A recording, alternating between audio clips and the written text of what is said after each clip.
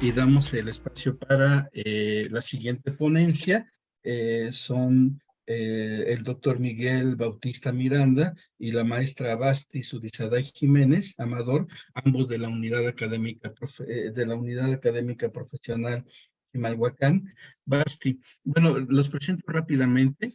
Ella es la licenciada en Trabajo Social por la Universidad Autónoma del Estado de México, Unidad Académica Profesional Chimalhuacán. Es profesora de asignatura en la misma institución y es organizadora académica de proyectos de formación docente para la investigación en trabajo social, entre los que destacan el Seminario Permanente de Reflexiones Disciplinares en Trabajo Social y el Laboratorio Nacional de Investigación Social.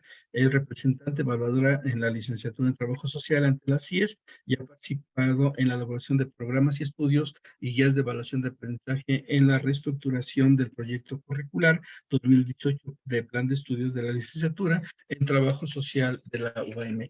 Y la ponencia que hoy traen viene en coautoría con el doctor Miguel Bautista Miranda, doctor en investigación educativa por el Instituto Universitario Internacional de Toluca.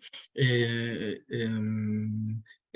es el primero en recibir el grado de doctor en trabajo social por la Universidad Nacional de La Plata, Argentina, en convenio con la Universidad Nacional Autónoma de México y la Escuela Nacional de Trabajo Social, maestro y licenciado en trabajo por la UNAM.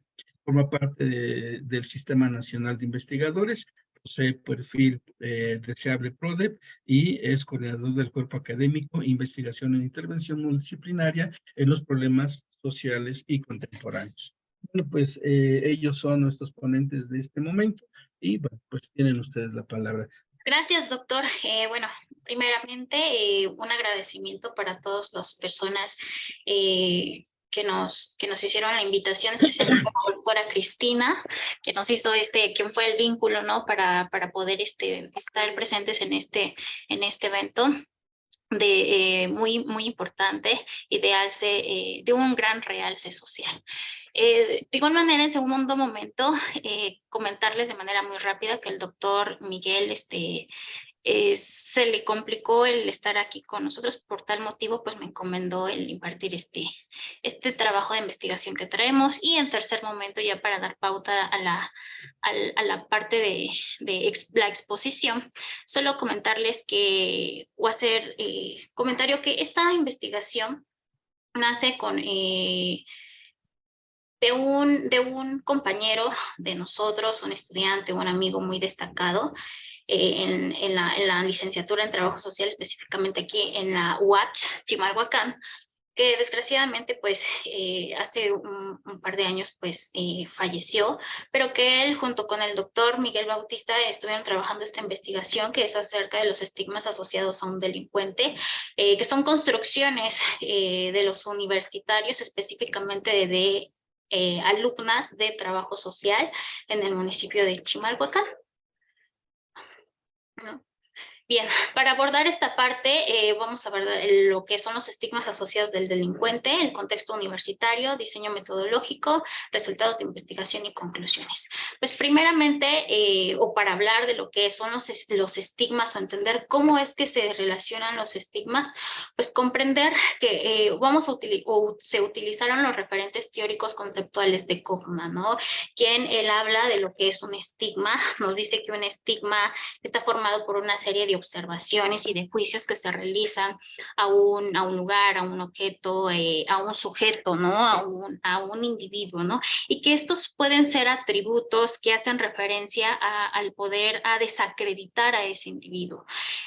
Atributos que pueden ser incongruentes con aquellos estereotipos que esa persona que genera esos estigmas, pues no van con ellos, ¿no? O que la misma sociedad tiene ciertos estereotipos y que no son congruentes con lo que la otra persona tiene o que tienen ante ello, ¿no? Por tal motivo, pues este tipo de estereotipos genera, o este tipo de situaciones o de atribuciones genera lo que son dos tipos de personalidades o de personas que los maneja Goffman. Nos dice que, o se habla del desacreditador y del desacreditable, ¿no? Asimismo, nos dice que para que se dé un proceso de estigmatización, pues se debe de tener dos tipos de identidades, lo que son la identidad social real y la identidad social virtual. La primera alude a cuando un sujeto pone un supuesto o un atributo que determina sobre un individuo aquello que tenemos que a lo mejor lo desacredita, ¿no?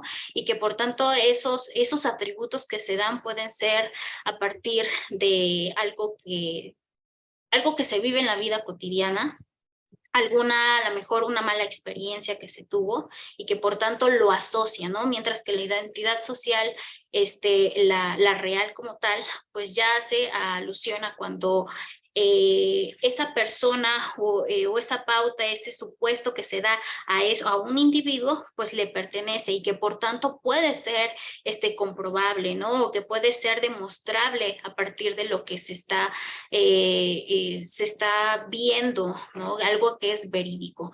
También nos dice Wolfman que él habla de lo que son las tres dimensiones para generar un estereotipo o para que se genere o se den estereotipos en una sociedad. Habla de los defectos del carácter, el estigma tribal, las abominaciones del cuerpo. Nos dice que el estigma tribal alude más a la parte de o hace referencia a la parte de la raza, la nación, la religión, ¿no? Está más vinculada a la parte del lugar y del contexto donde se desenvuelve un individuo. Entonces, esto es el estigma tribal que se asocia a los delincuentes o que las alumnas de trabajo social dicen o las vinculan a los delincuentes, nos dicen, bueno, es que es propio del contexto, ¿no? Es propiamente de la situación, problemáticas y necesidades que se ven envueltas dentro de un lugar determinado, tales como la inseguridad, el que la gente no tenga acceso a la alimentación, a los servicios de salud, a la seguridad social, que haya una mala calidad de servicios básicos en términos de la vivienda, que tengan rezago educativo, pobreza y que va generando marginación en las personas, ¿no? Y que por tanto el mismo contexto dice, bueno, es un contexto donde es un suburbio, ¿no? Y donde están las periferias.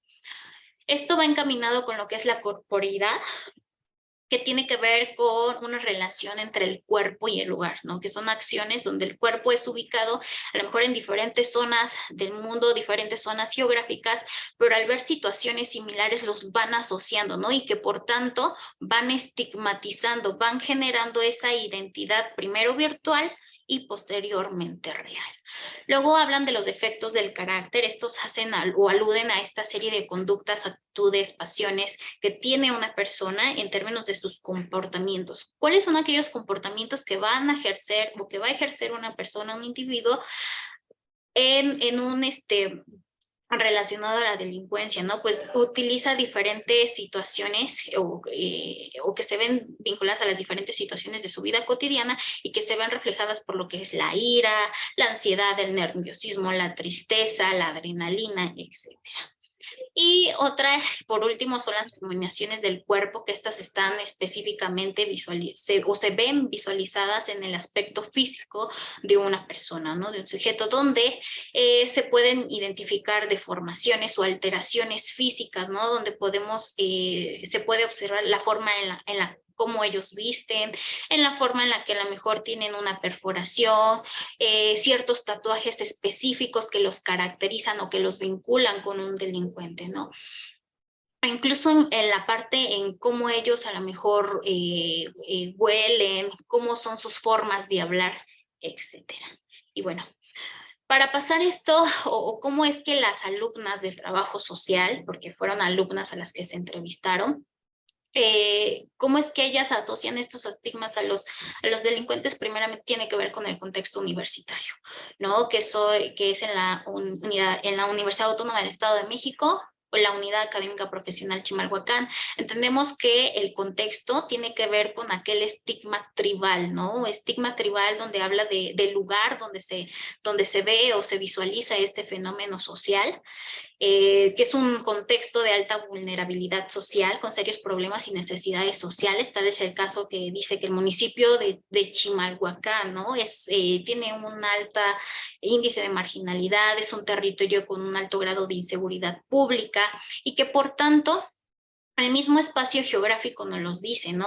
La universidad está colindando o atrás tiene un canal de aguas negras, tiene un basurero, las zonas habitacionales que están a su alrededor normalmente se ocupan como unidades para dormir, donde la gente normalmente que las habita sale muy temprano para trabajar y llega muy tarde, ¿no? Desde el trabajo. Son zonas que están solas, zonas que no hay mucha seguridad pública, carecen de alumbrado público, etcétera, ¿no? Y entonces la Unidad Académica Profesional Chimalhuacán, pues es un foco para estos fenómenos de delincuencia, ¿no? Toda vez que existen flujos migratorios de entrada y salida de términos temporales de los alumnos, ¿no? Que entran y salen, pero en ciertos horarios, ¿no? Y que entonces esto es un foco para que aquellas personas que delinquen, pues generen estos altos índices de delincuencia, ¿no? Y que por tanto las alumnas que han tenido experiencias en estos eventos,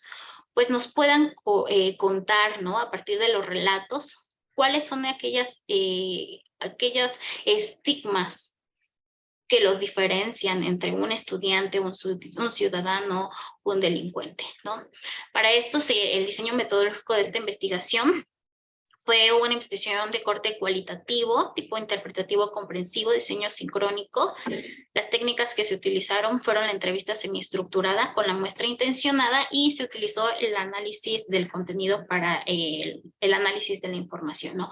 Toda vez que esta investigación permitió la interpretación a partir de un enfoque hermenéutico, la interpretación y poder comprender cuáles han sido esas vivencias que han tenido y cuáles son esas experiencias que han tenido las alumnas de trabajo social. En específico fueron 6 chicas a las que se les hicieron las entrevistas que se seleccionaron a partir de que o se iban a los salones, ¿no? A preguntar quiénes eran o quiénes habían sido víctimas de violencia, ¿no? En el transcurso de la escuela a su casa y de su casa a la escuela.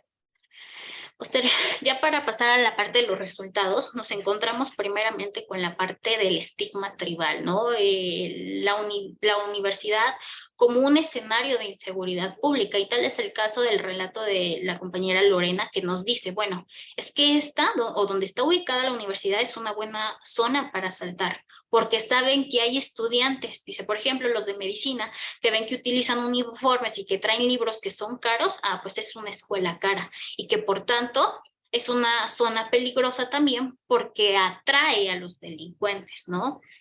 Dice, algunos dicen que tanto en el día como en la noche es lo mismo, sin embargo yo creo que no, que es en la noche. ¿Por qué? Porque el contexto lo dice, porque no hay alumbrado público, no hay menos luz y entonces es una zona muy sola y para mí es muy peligrosa. Ahora, en relación a lo que es el delincuente y la marginación, la misma marginación que se da dentro del contexto, pues nos dice, siendo el escenario tribal o el estigma tribal, nos dice que el escenario, ¿no? El contexto que genera una marginación, por tanto, ahí va a haber problemas de delincuencia, ¿no? Dice, la gente que se va a lugares que casi no están habitados. Un ejemplo, los terrenos les salen más baratos, donde les quede más práctico comprar un terreno, es más barato la renta, etcétera, ¿no? Se ven lugares donde están solos y pasan a lo mejor un poco más de gente y se llevan más cosas. Eso toda vez que ven cuando los alumnos empiezan los flujos de entrada y salida de alumnos en ciertos horarios, ¿no? Cuando entran o cuando salen. Pero también cuando las personas, y entonces aquí empieza a ver los modus operandi, ¿no? O empiezan incluso las mismas personas delincuentes a planear el asalto, ¿no? Desde qué horario y en dónde es donde lo van a realizar, ¿no? Ahora, en relación al trascendente marginado como un sinónimo de delincuente, nos dice Belén en su relato, si yo veo caminando una persona limpia con una mochila, pues no me da miedo, ¿no? ¿Por qué? Porque ella lo asocia a que cumple el rol de estudiante, porque dentro de ese contexto, pues va a ir a la escuela, ¿no? O a lo mejor va de regreso a su casa. Pero si se acerca una persona que viene en un estado moneado, obviamente no vas a entrar así a la escuela, ¿verdad? Y pues sin mochila, no sé, son características para poderme alejar. Y entonces estas características tienen que ver con aquellos defectos del carácter o incluso con aquellas abominaciones del cuerpo. Ahora, en términos de la corporidad geográfica del estudiante, dice Cintia, que no pasen patrullas. Hay pedazos que no están alumbrados, las calles están oscuras, sobre todo en la noche, y hay muchos camiones. Camiones que traen material, entonces yo digo que eso también influye, donde se pueden esconder estas personas que delinquen. Una calle no transitada, si cuando hay gente no te ayudan, pues menos cuando no hay nadie, ¿no? Hay pocos topes, lo cual ayuda también a escapar a las personas, ¿no? Normalmente si, también vinculan a los delincuentes, las chicas, a aquellas personas que traen o que vienen en motos. Ahora, el modus operandi del delincuente. Nos dice aquí Karen, nos da un relato acerca de una experiencia que tuvo. Nos dice, le urgía que le contestara el teléfono. Lo noté así, no pensé que me fuera a saltar. Pensé, no le contesta a nadie y le urge comunicarse con una persona. Estaba hablando por teléfono y pensé que era su papá, porque dijo, ya voy para allá, papi. Entonces, pararon la combi, bajaron a la chava, logramos ver que venía un transporte para ellos, ¿no? Se mostraba ansioso a que alguien le contestara y que no fueran por ellos. Volteaba a todos lados, el que llevaba pants, o sea, otra persona, se hizo el dormido y solamente cuando el otro tipo dijo, pues, ¿saben que ya valieron? Eso fue cuando el otro tipo se levantó y sacó el arma. Yo creí que en cualquier momento iban a soltar un balazo porque estaban muy seguros de hacerlos, ¿no? Esto hace referencia a lo que son los mismos defectos del carácter. Goffman nos dice que los defectos del carácter pueden ser reflejados por medios de pasiones tiránicas, donde también puede ser la falta de voluntad, perturbaciones mentales, también se caracterizan por reclusiones, adicciones, homosexualidad, desempleo, etcétera. Sin embargo, para el contexto donde se sitúan las alumnas de trabajo social, en este contexto universitario, el modus operandi o el defecto del carácter del delincuente lo asocia directamente con la forma en la que hablan, la forma en la que ellos, o los altos índices de adicciones, ¿no? Ahora, la adicción y el estigma, que es lo que les venía comentando, dice, la adicción, o el que huelan a tiner, o si ven a alguien alcoholizado o drogado, pues obviamente no cumplen el rol a lo mejor de un estudiante, ¿no? Porque no tienen esas características. Por tanto, pues a lo mejor yo no me voy a acercar. Dice, por instinto, si ves a una persona así, pues no te acercas, porque no están en sus 5 sentidos. Tal vez te puedan golpear o te puedan asaltar. Dice, cuando una persona lo ve así, con ese aspecto, no me suelo acercar por lo mismo, porque es una persona agresiva. Donde yo vivo en Santa Elena, allí se juntan banditas, fuman marihuana y se drogan. Algunos de todos ellos están idos, otros andan hablando solitos y pues te espantan. En una de esas te pueden confundir y te quieran aventar, ¿no? Entonces, una parte de las contextualizaciones o de los defectos del carácter es el alto índice de adicciones que se vive en Chimalhuacán. Y ahora en relación a la religión como sinónimo de protección delincuencial, nos dicen que aquellas características que asocian o aquellos estigmas que se asocian a los delincuentes es aquellas creencias que vienen por aspectos, una serie de aspectos históricos que normalmente en Chimalhuacán está visto por la parte cultural, la parte religiosa, de catolicismo, el cristianismo, creyentes de San Judas Tadeo y la Santa Muerte. Sin embargo, para los que se asocian al delincuente, son solo aquellas personas que son creyentes a San Judas, porque los protegen, y a los que creen en la Santa Muerte. Porque ellos dicen, o las mismas chicas dicen, bueno, es que ellos se dedican a las cosas del robo y del asalto. En términos de la contextualización del tatuaje y la estética que tiene que ver con las abominaciones del cuerpo, nos dicen que los delincuentes o estos estigmas los asocian también al delincuente porque existen tatuajes específicos con los que ellos cuentan, ¿no? Específicamente este relato nos dice que traen una arañita en la mano. Dice, porque es una señal particular del asaltante, o igual que tenga que ver con la Santa Muerte o con San Judas, ¿no? Igual que lleven collares de ellos mismos, pues igual puede decir que llevan cosas así y es creyente de él y es su protector y le pide que le salga bien estos actos delictivos, ¿no? Ya como conclusiones finales, pues podemos entender que en la categoría tribal del estigma está asociado a la presencia primeramente de los lugares que no son transitados, la falta de alumbrado público, los terrenos baldíos, calles sin pavimentación, casas en obra negra, avenidas y calles con basura, que son características de poblaciones o de contextos de personas o de población que están en altos índices de marginalidad, ¿no? Respecto a la figura del transeúnte marginado, pues el estudiante estigmatiza al delincuente tan solo con el hecho de poder vivir en un contexto y que interactúen en ese mismo contexto a partir de él y que también interactúen con las problemáticas y las necesidades sociales que se ven reflejadas dentro de ese mismo contexto, ¿no? Como es la marginación, la pobreza y que los asocian a la delincuencia. En cuanto a la categoría de defectos del carácter, el estigma se construye a partir de los diferentes pensamientos que tienen los individuos, que consiste en poder observar los comportamientos en términos de seriedad, los silbidos que a lo mejor ellos intercambian, el contacto con los celulares, movimientos impulsivos entre las manos, los pies, la cabeza, el escuchar palabras como papi, ¿no? Las formas de hablar de ya vale madre, el tener aliento alcohólico, aroma a marihuana, tiner, ¿no? Y que son personas que generan o que son también actitudes que van cambiando la forma de las conductas de las personas, ¿no? Y que entonces asocian al modus operandi del delincuente. En términos de las adicciones, pues el ver a una persona bajo los efectos del alcohol, marihuana o tiner, pues se les denomina como idos, ¿no? Y en cuestiones religiosas, las personas que veneran a San Judas Tadeo y a la Santa Muerte son considerados por las alumnas como delincuentes. En categoría de las abominaciones del cuerpo, el tatuaje en Chimalhuacán es visto como un sinónimo de delincuente, y en términos de la estética, en la forma en cómo ellos visten, pues son la parte de las mariconeras, utilizar pantalones de mezclilla, lentes de sol, gorras, etcétera, ¿no?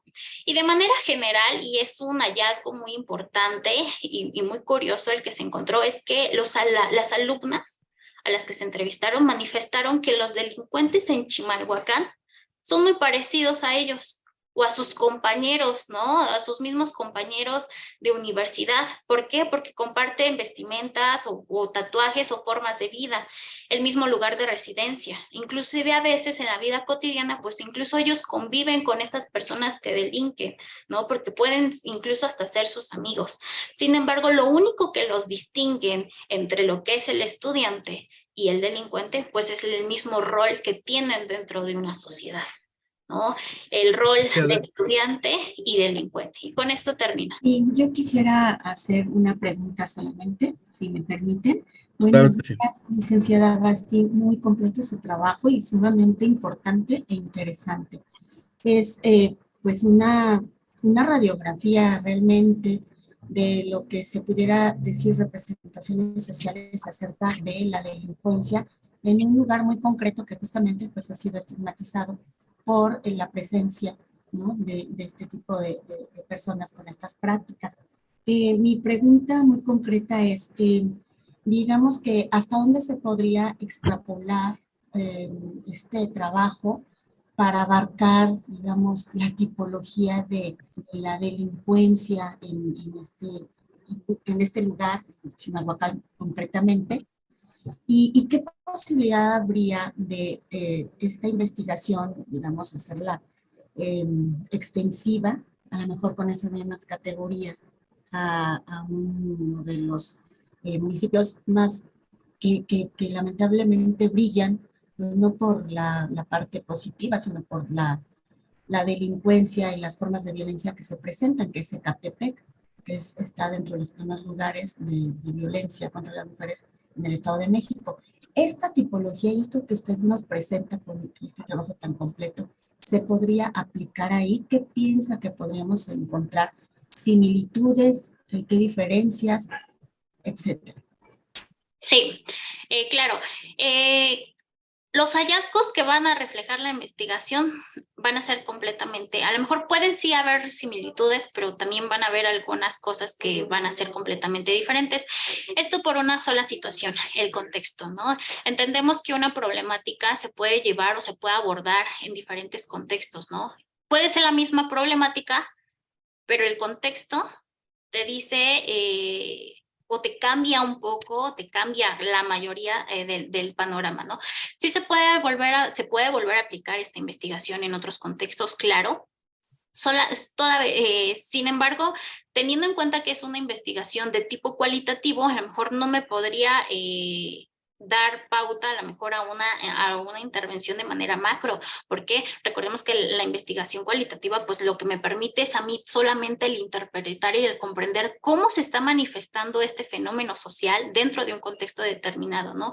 Cómo es que lo vive, cómo lo piensa, cómo lo ha experimentado un sujeto, ¿no? Un individuo, ¿no? Entonces, sí se puede aplicar, claro, a lo mejor si queremos ya identificar o ver más allá de cómo a lo mejor generar alternativas de solución ante estas problemáticas que se están viviendo a nivel puede ser municipal, regional, etcétera, pues a lo mejor estaríamos tratando de convertir esta investigación en términos cualitativos a una cuantitativa, ¿no? Toda vez que me permita medir cuáles son los niveles, ¿no? Pero sí cambiaría un poco a lo mejor los enfoques, toda vez que, repito, esto nada más son como las formas en las que cómo se expresan o cómo las personas a las que fueron entrevistadas, cómo es que empiezan estos o cómo vinculan estos estigmas o cómo asocian estos estigmas al delincuente, ¿no? Entonces, por ahí iría la parte, ¿no? Entonces, ahora, vinculados a otros, usted pone el caso de Ecatepec, sí se podemos a lo mejor encontrar similitudes toda vez que entendemos que Ecatepec pues también es un municipio que también tiene algunos ciertos grados de marginación. Sin embargo, también traerían resultados diferentes. ¿Por qué? Porque las formas de socialización son completamente diferentes, ¿no? Las formas de culturas, recreación, la forma incluso de las mismas estructuras de la política, las formas de organización de una sociedad son completamente diferentes a lo que se vive aquí en Chimalhuacán. Entonces sí nos traería a lo mejor algunas similitudes, pero también nos traería pues hallazgos completamente diferentes, Bien, relacionadas al contexto donde se vive. pues le agradecemos, licenciada Basti Sudesaday, y obviamente al doctor Miguel Bautista sobre esta participación.